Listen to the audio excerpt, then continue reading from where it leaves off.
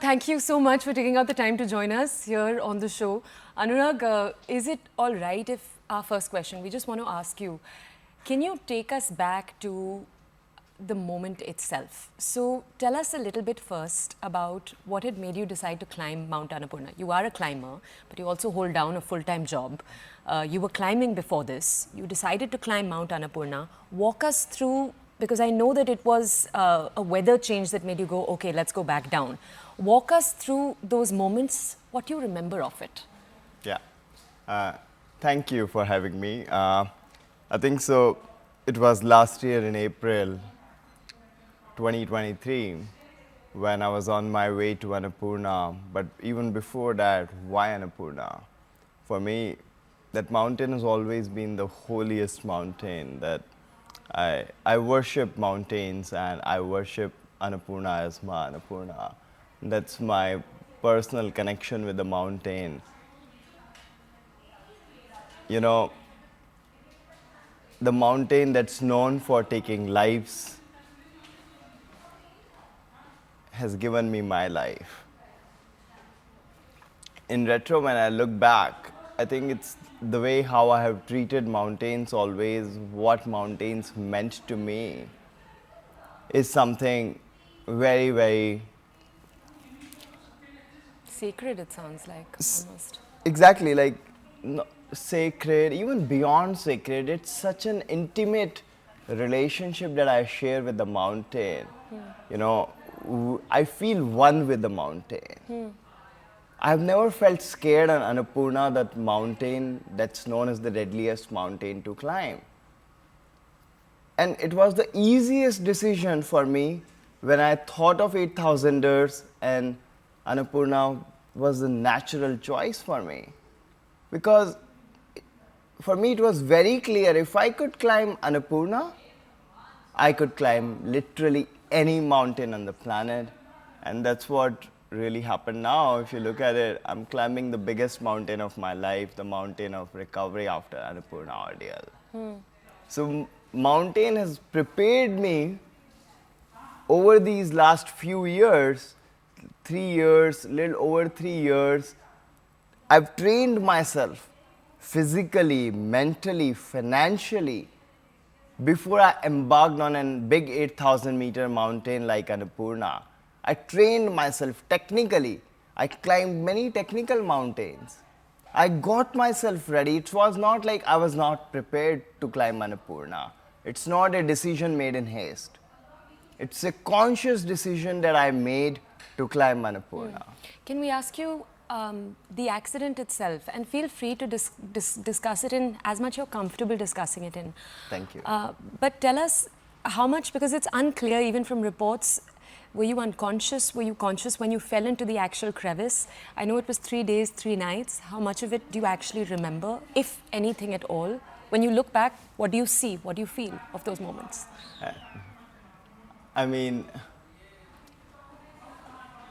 it was April 16th when we decided to return back 150 meters away from the summit because the weather was changing, and late afternoons, weather in Annapurna again get crazy. It will be a suicidal mission for me to continue climbing up. The best thing I could have done, the best decision I could have done during that moment was to descend down and make another attempt a couple of days later when there is a good weather window. So we were descending down to Camp 4, then again to Camp 3. Next day on April 17th, we were from Camp 4 to Camp 3, and then we were heading from Camp 3 to Camp 2. On our way from Camp 3 to Camp 2, that's the most dangerous section of Annapurna, the most deadliest mountain. That's where most of such big incidents happen. An avalanche is coming pretty much every 25-30 minutes. So suddenly at one point, I mistakenly picked a wrong rope. It was too short for me to rappel down and descend down. That rope ideally shouldn't have been there on the mountain. But it was there hanging in from many years, or old broken rope, or whatever it was. But that rope either broke or either it was too short. Any of the scenarios. Do you remember till then? No. Okay. The last memory I have is something has gone wrong. I don't remember anything about my fall, about tumbling down inside the crevasse of this 300-meter fall, then 80 meters inside the crevasse. No memory of close to 15 days.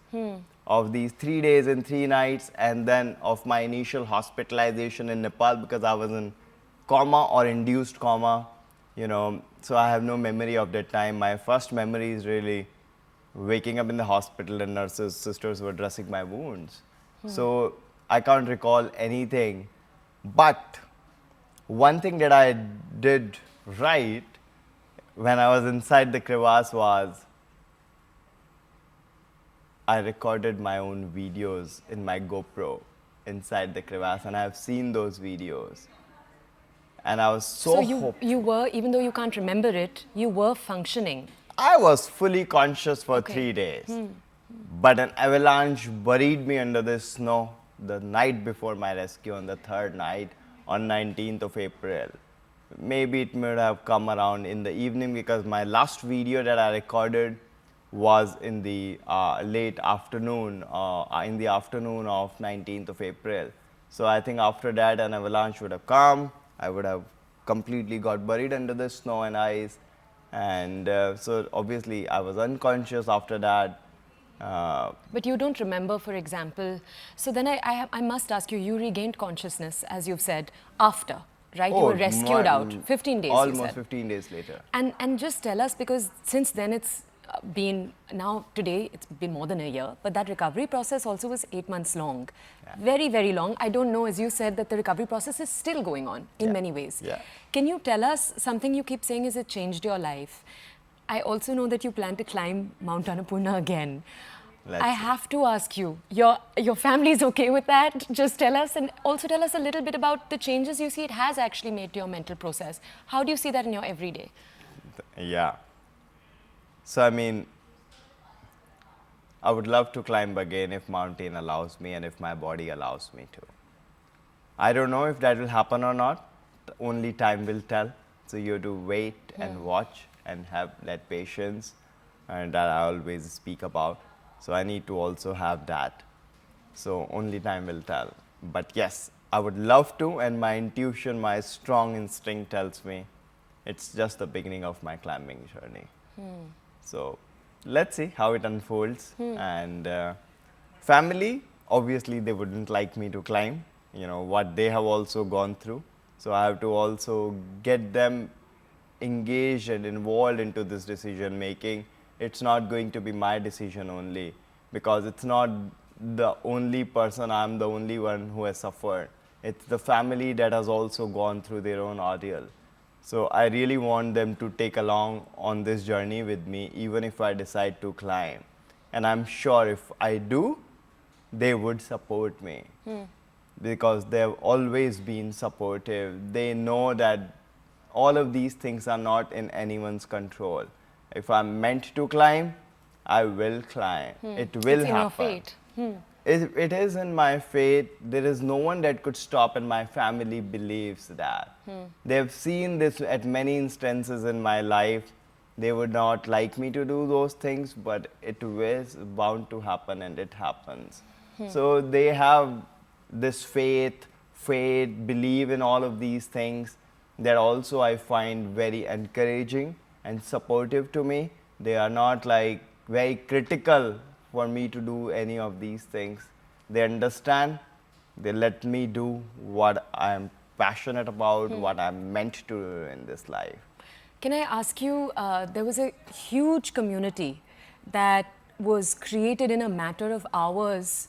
A network actually is perhaps the right word to describe it, across the country, of people reaching out to other people in those days in April. I still remember last year people reaching out and saying, okay, how do we get this person back? How do we create traction around this person who we love so much? That's the thing I kept hearing from people. I just want to ask you, months after, how you look at that kind of outpouring of love. And I also want to ask you, I believe the person who rescued you's name was Adam, the person who actually came down. Yeah, Adam Bileski from Poland. You have a very unique relationship with someone now out there in the world who has rescued you, someone you never met before that, who just, you know, did something so dangerous out there. What does that relationship look like? Beautiful. I mean, There are a couple of questions now. Obviously, the worldwide community came together to get me rescued. People did whatever they could do in their own capacity to find help. You know, they reached out to the ministers, to the defense forces, to the founder of Garmin, to even Apple CEO, to battery and drone suppliers, to pretty much everyone. They needed all the ministers, like in India, in Nepal, everyone was mobilized. If you call a minister, they've already heard my case many times, you know. That was the response that we were receiving from everyone. I don't know, I think I've always believed in building non-transactional relationships in my life. All my life, I've never built a relationship that I'm seeking something from you or you should seek something from me. I've built these relationships with love. And I think that's why the whole world outpoured that love back to me when I needed them the most. You know, without any hesitation, in the blink of eye, they were there for me, you know. So I always say this to people, build a community before you need it. You might not know when you need it. So have it ready when you need them, you know. So, but don't build it with this keeping an intention of seeking instant gratification that this person should help me right now or in next few days or like in 1 year. Don't keep those expectations, keep them on the side. Build it with love, and you don't know the potential of these relationships where it might lead you. And in case of Adam, you know, Adam and Marius, both my Polish rescuers and the team of Sherpas, I just met them again after the incident. We met at the base camp in Annapurna before the expedition, during the expedition, and now on this, you know, 20th of April was my first rescue anniversary. So on this 30th of April, we invited both of them and everyone those who were involved in my rescue and recovery journey, from hospital, from emergency doctor who gave me 4-hour CPR to Sherpas, everyone, those who were involved in this journey, to Delhi. We did a big felicitation event expressing my love and my family's love and gratitude to them for saving me, for giving me a second chance at life. We did this big event at the Polish ambassador's residence with the Polish embassy in India on 30th of April. We did 4 events in series with Indian Mountaineering Foundation, then another one recently on 12th of May in Nepal. Because both the communities in Nepal and India were actively involved. Right, it was a cross-country Exactly, effort. it was a multi-country, Pokhara, then Kathmandu, exactly. then Exactly. Delhi AIMS. Right? So multiple cities, multiple hospitals in different countries.